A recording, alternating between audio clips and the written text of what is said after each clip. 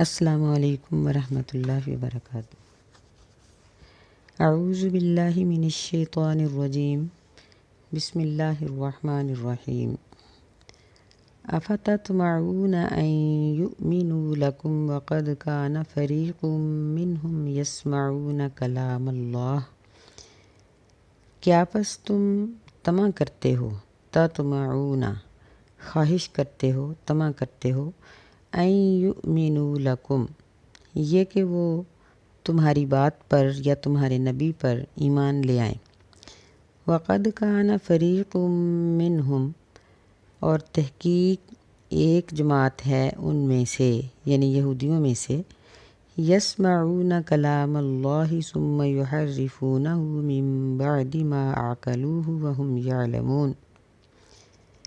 کہ وہ یسمعون سنتے ہیں اللہ کے کلام کو، ثم یحرفونہ پھر وہ اس کو بدل ڈالتے ہیں، من بعد ما عقلوہ اس کو سمجھ لینے کے بعد، وہم یعلمون اور وہ جانتے ہیں۔ وَإِذَا لَقُوا الَّذِينَ آمَنُوا قَالُوا آمَنَّا اور جب وہ ملاقات کرتے ہیں ایمان والے لوگوں سے تو کہتے ہیں کہ ہم ایمان لائے۔ وَإِذَا خَلَا بَعْضُهُمْ إِلَى بَعْضٍ قَالُوا أَتُحَدِّثُونَهُمْ بِمَا فَتَحَ اللَّهُ عَلَيْكُمْ اور جب ان میں بعض لوگوں کی طرف علیحدہ ہوتے ہیں، جدا ہوتے ہیں، خلا، قالوا تو وہ کہتے ہیں، أَتُحَدِّثُونَهُمْ کیا تم مسلمانوں کے سامنے بیان کرتے ہو، بما فتح اللہ علیکم اس چیز کو، اس بات کو، ان مسائل کو، فتح اللہ جو کھول کر بیان کیے ہیں اللہ تعالیٰ نے تم پر، لیحاجوکم بہ عند ربکم تاکہ وہ مسلمان تمہارے ساتھ جھگڑا کریں، بہ ان مسائل کے بارے میں تمہارے رب کے پاس یعنی قیامت کے دن۔ افلا تعقلون کیا پس تم عقل نہیں کرتے ہو، سمجھتے نہیں ہو۔ اولا یعلمون ان اللہ یعلم ما یسرون وما یعلنون کیا وہ نہیں جانتے کہ بے شک اللہ تعالیٰ جانتا ہے جو وہ چھپا کر کرتے ہیں، وما یعلنون اور جو وہ ظاہری طور پر کرتے ہیں۔ وَمِنْهُمْ أُمِّيُّونَ لَا يَعْلَمُونَ الْكِتَابَ إِلَّا أَمَانِيَّ اور ان میں سے کچھ ان پڑھ ہیں، لا يعلمون الکتاب وہ کتاب کو نہیں جانتے، الا امانی مگر اپنی خواہشات کے مطابق، وَإِنْهُمْ إِلَّا يَظُنُّونَ اور وہ نہیں ہیں مگر گمان کرتے یعنی خیالی باتوں پر ایمان لاتے۔ اب ہم اس سبق کو دوبارہ دیکھتے ہیں۔ افتطمعون اس میں یہ حمزہ استفہام ہے یعنی تعجب کا معنی دیتا ہے یا سوال کا یہ درجہ رکھتا ہے۔ تطمع اس کا معنی ہوتا ہے خواہش کرنا، تطمعون یہ جمع کا صیغہ ہے تطمعو سے،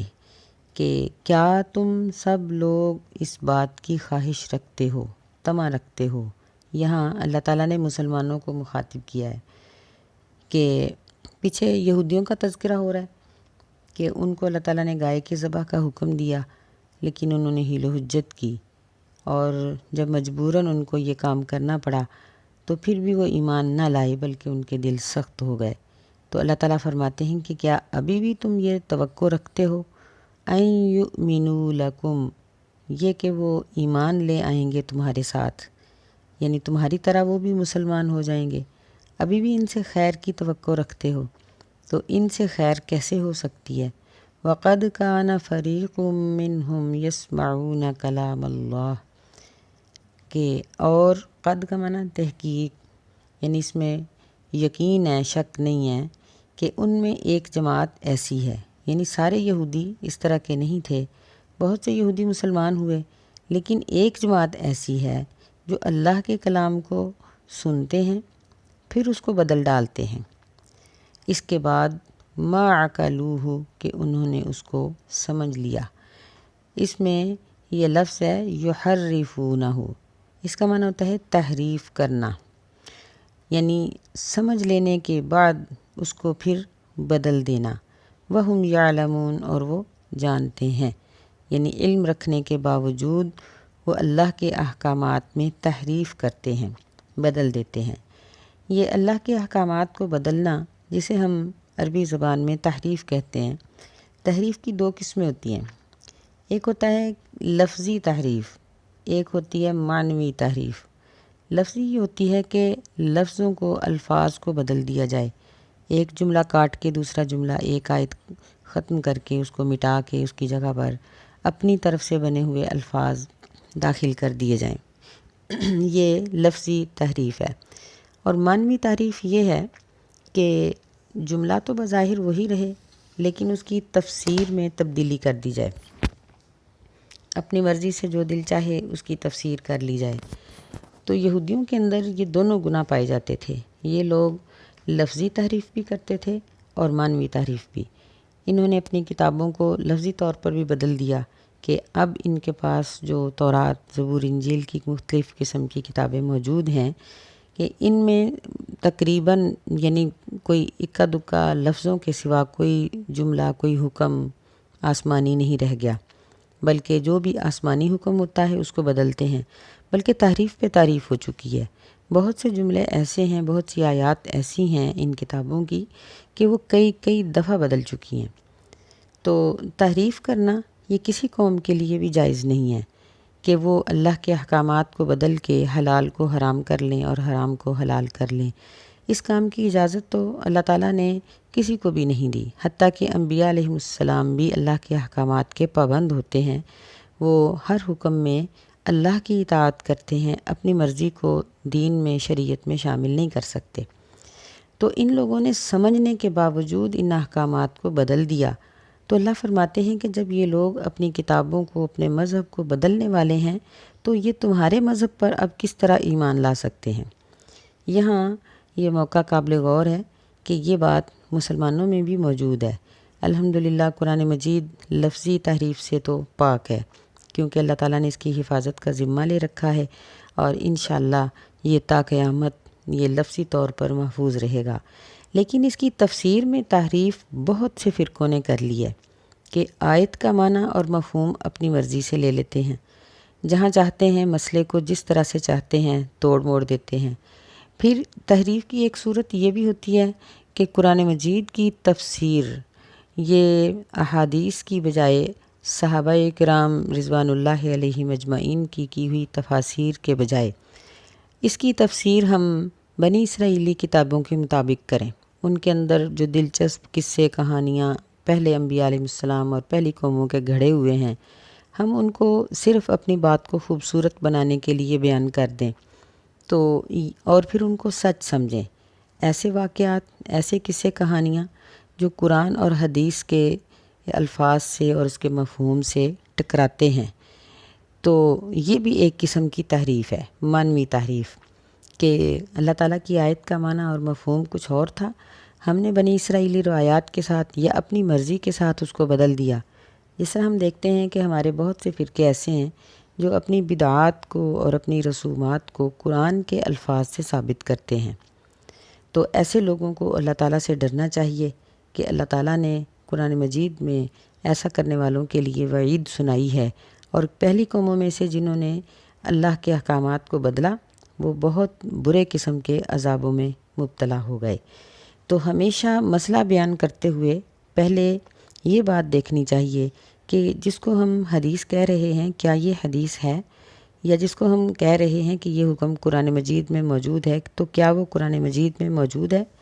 کیونکہ قرآن مجید اختصار کے باوجود ایک ضخیم کتاب ہے، ایک موٹی کتاب ہے، اور جو شخص حافظ اور عالم نہیں ہے،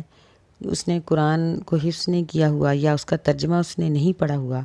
تو وہ نہیں جان سکتا کہ یہ قرآن کی آیت ہے یا کسی کا قول ہے۔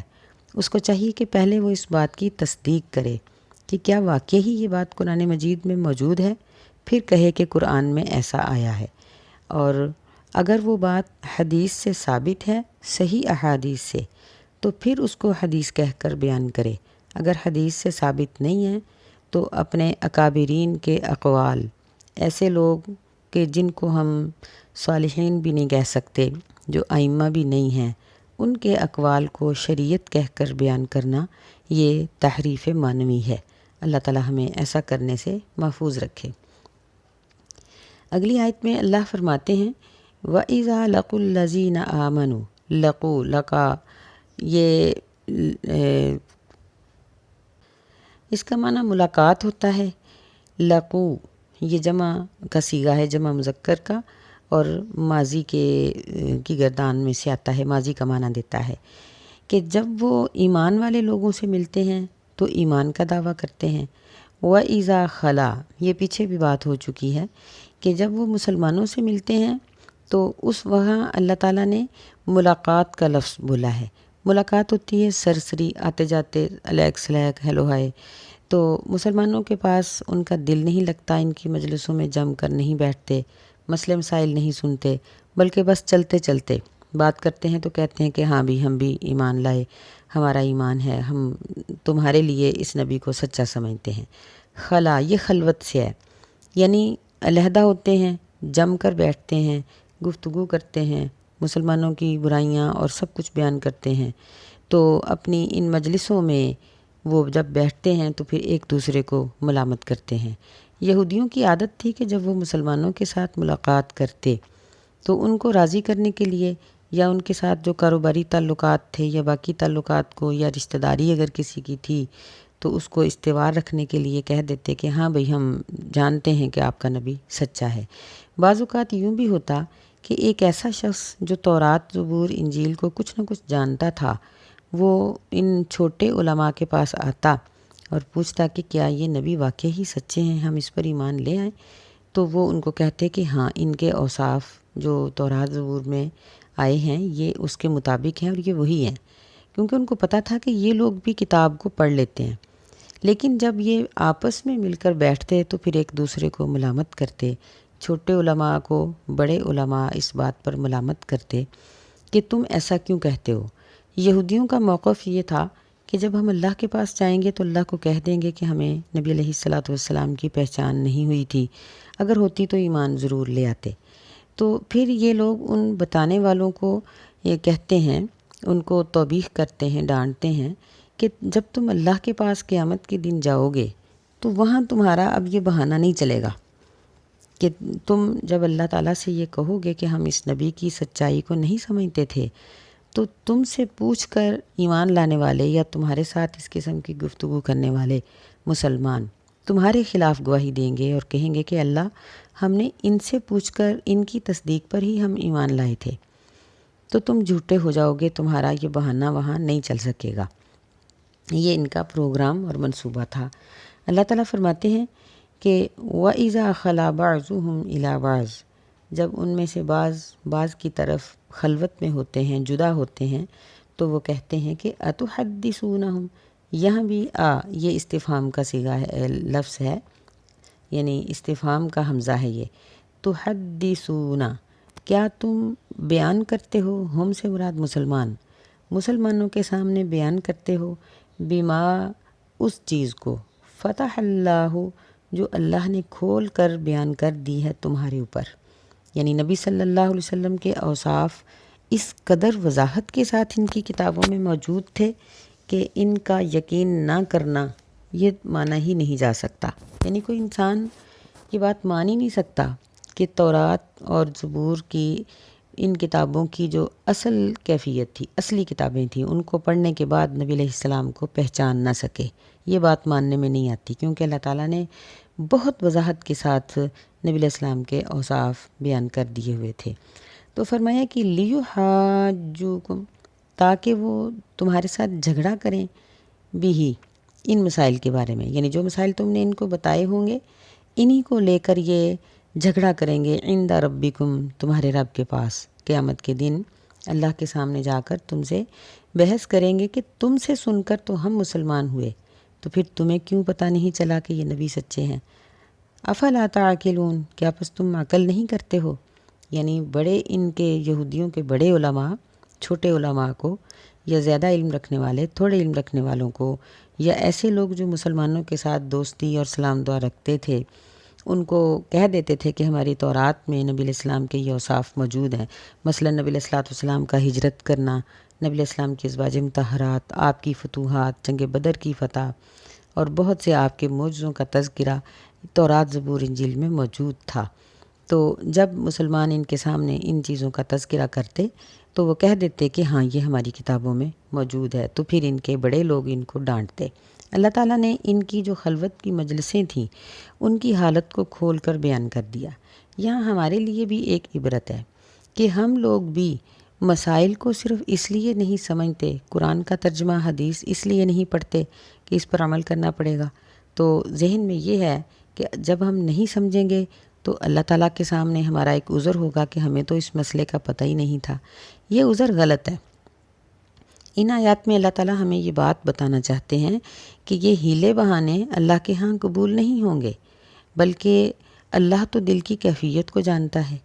اس قرآن کو اور حدیث کو پڑھنا فرض ہے۔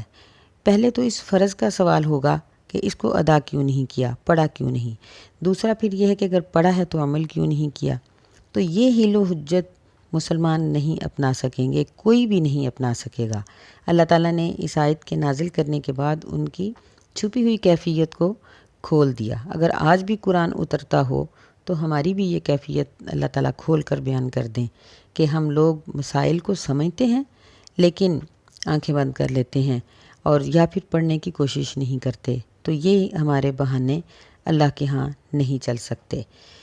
فرمایا کہ اولا یعلمون ان اللہ یعلم ما یسرون وما یعلنون، کیا وہ نہیں جانتے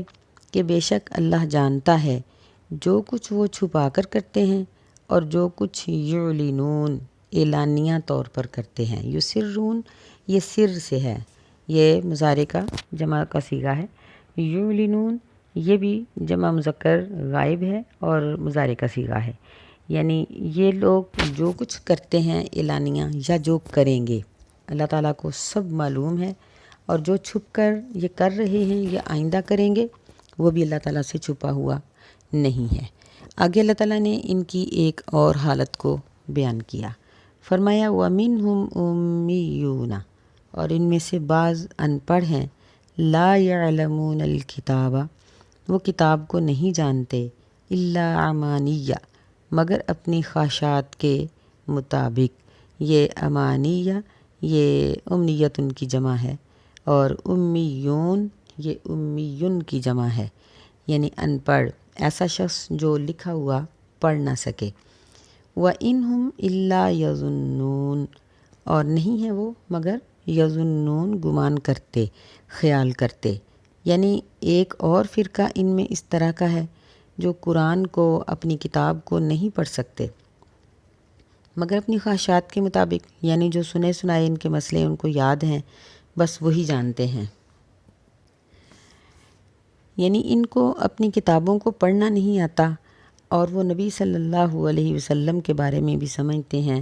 کہ یہ خیالی باتیں کرتے ہیں۔ وَإِنْهُمْ إِلَّا يَظُنُّونَ، یا تو نبی علیہ السلام کے بارے میں یہ گمان کرتے ہیں کیونکہ وہ خود تورات زبور انجیل کو نہیں پڑھے ہوئے، یا پھر یہ ہے کہ وہ خود خیالی باتیں کرتے ہیں، بناوٹی باتیں جو ان کے دیندار لوگوں نے، ان کے علماء نے، غلط علماء نے ان کو بتا دی ہیں، وہ کرتے ہیں۔ تو اللہ تعالیٰ نے اس دوسرے فرقے کا جو تذکرہ کیا ہے کہ جو امی ہیں اور وہ کتاب کو نہیں جانتے، پہلے یہ ذکر کیا کہ وہ پڑھے لکھے لوگ ہیں اور وہ حق جاننے والوں کو تان کرتے ہیں، ان کو ڈانٹتے ہیں، توبیخ کرتے ہیں کہ تم مسلمانوں کے ساتھ یہ بات کیوں بیان کرتے ہو۔ اور دوسرا فرقہ ان کا ان لوگوں کا ہے جو لا علم ہیں۔ تو دونوں کی اللہ تعالیٰ نے یہاں مذمت کی ہے۔ اسی طرح مسلمانوں میں سے بھی دونوں فرقے قابل مذمت ہیں، ایک وہ جو